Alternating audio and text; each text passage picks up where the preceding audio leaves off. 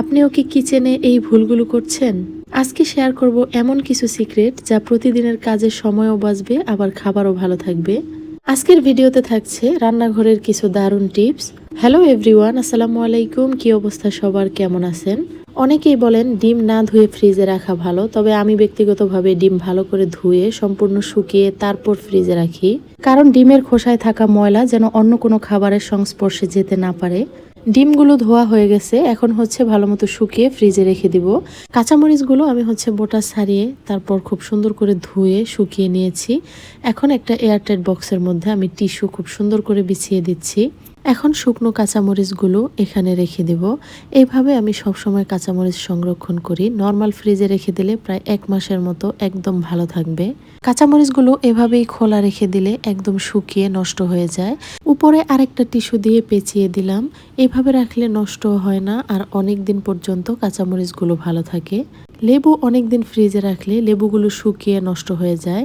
আজকে আপনাদের দেখাচ্ছি কিভাবে অনেক দিন পর্যন্ত লেবু সংরক্ষণ করা যাবে।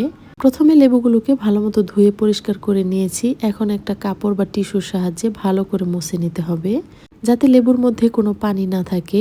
এবার লাগবে হচ্ছে নিউজ পেপার। তো আমি মাঝখান দিয়ে কেটে নিয়েছি। এবার হচ্ছে প্রত্যেকটা লেবু আমি আলাদা আলাদা করে পেঁচিয়ে নিব। রান্নাঘরের কিছু ছোট ছোট টিপস যেগুলো জানলে অনেক ঝামেলা কমে যায়। আমি সবসময় চেষ্টা করি রান্নাঘরের কাজগুলো একটু সহজ করে নিতে, তাই যেটা আমার কাজে লাগে সেটাই আপনাদের সাথে শেয়ার করি। অনেকেই হয়তোবা এই পদ্ধতিটা জানেন, আবার অনেকেই জানেন না। যারা জানেন না তাদের জন্যই আজকের এই টিপস। লেবু আমার খুবই পছন্দ, প্রায় প্রতিদিনই কোনো না কোনো খাবারের সঙ্গে লেবু খাওয়া হয়। ভাত হোক বা সালাদ বা যে কোনো ভর্তা, একটু লেবু থাকলেই স্বাদটা যেন অন্যরকম হয়ে যায়। তাই আমি সবসময় চেষ্টা করি লেবু এমনভাবে সংরক্ষণ করতে যাতে অনেক দিন পর্যন্ত টাটকা থাকে। যখনই দরকার হয় ফ্রিজ থেকে বের করলেই একদম ফ্রেশ লেবু পাওয়া যায়। যেহেতু লেবু আমার বাসায় অনেক বেশি ব্যবহার হয়, তাই এই ছোট্ট সংরক্ষণের টিপস আমার খুবই কাজে লাগে। তো সবগুলো পেঁচিয়ে নেওয়া হয়ে গেছে। এখন হচ্ছে আমি একটা পলিথিনের মধ্যে রেখে দিচ্ছি। এগুলো একটা এয়ারটাইট বক্সের মধ্যে রেখে দিলেও খুব ভালো থাকবে। আজকের ভিডিওটি যদি আপনাদের কাছে ভালো লেগে থাকে তাহলে অবশ্যই লাইক কমেন্ট করে দিবেন। শুটকি সচরাচর আমাদের খুব কম খাওয়া হয়। আপনাদের ভাইয়ার খুবই পছন্দ, আমার তত একটা পছন্দ না।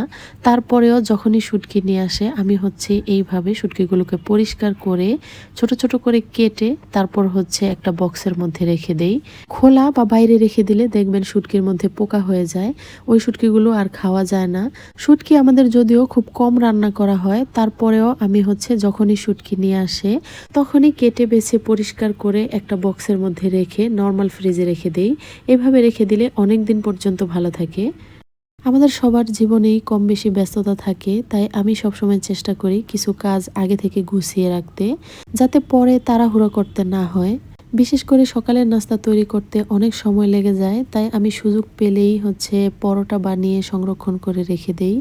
যারা সংসার, বাচ্চা, অফিস সবকিছু একসাথে সামলান তাদের জন্য এই ছোট্ট প্রস্তুতিটাই সত্যি অনেক কাজে লাগবে।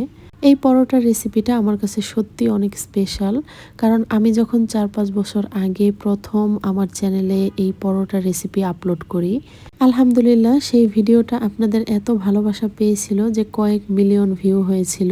কিন্তু কোনো একটা কারণে পরে ভিডিওটা আমার ডিলিট করে দিতে হয়েছিল। তো যাই হোক, আমি হচ্ছে একদম ফুটন্ত গরম পানি দিয়ে পরোটার ডো বানিয়ে নিয়েছি। যেহেতু ফ্রিজে সংরক্ষণ করে রাখবো, গরম পানি দিয়ে পরোটার ডো বানালে ভাজার পরে পরোটা অনেক সফট থাকে। আমি যতগুলো পরোটা বানাবো ঠিক তত চামচ তেল নিয়ে তার মধ্যে 2 চামচ কর্নফ্লাওয়ার দিয়ে গুলিয়ে নিয়েছি।